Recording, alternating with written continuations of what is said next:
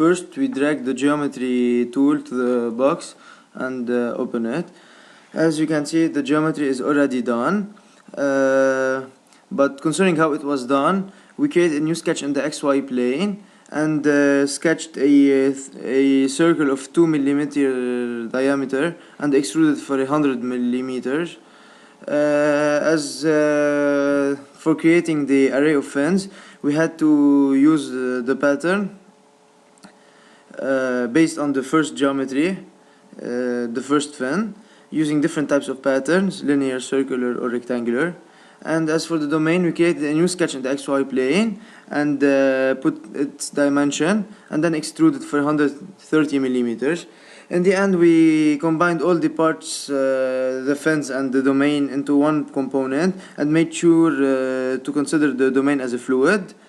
And then we click on generate to be able to continue to the next step, the mesh. We drag the mesh tool to the box and open it. In here, you click on mesh, and under mesh you choose fluent in physics in solver preference and CFD in physics preference, and fluent in solver preference, sorry.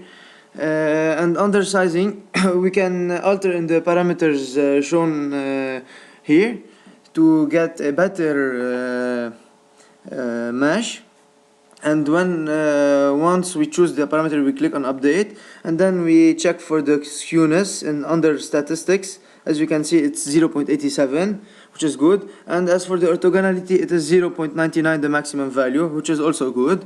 And we inserted in fact different name selection for each faces to use it in the fluent later.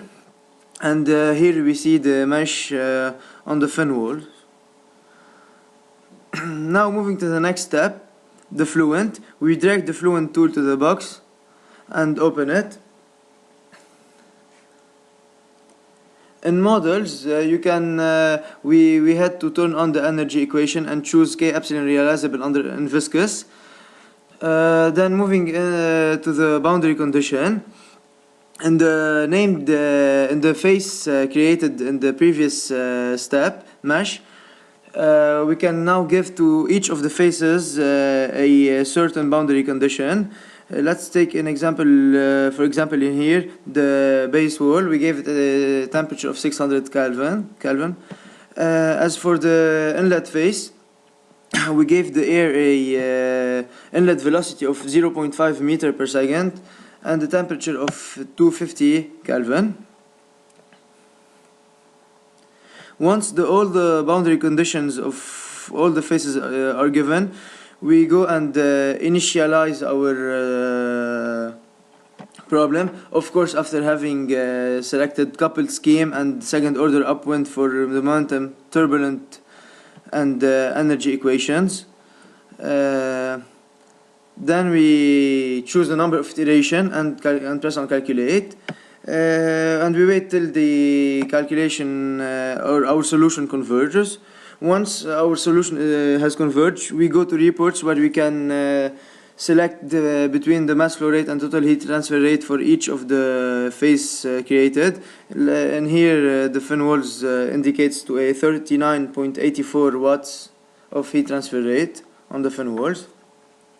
Now we can move on to the results, where we can create a new contour, there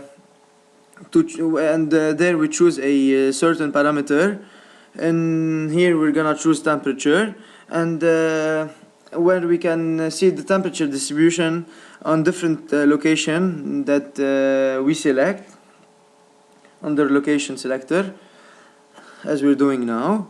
And once we're done, we can click on apply, and as you can see, the temperature distribution is shown on the figure, and we can see the drop in temperature from 600 Kelvin to approximately 3.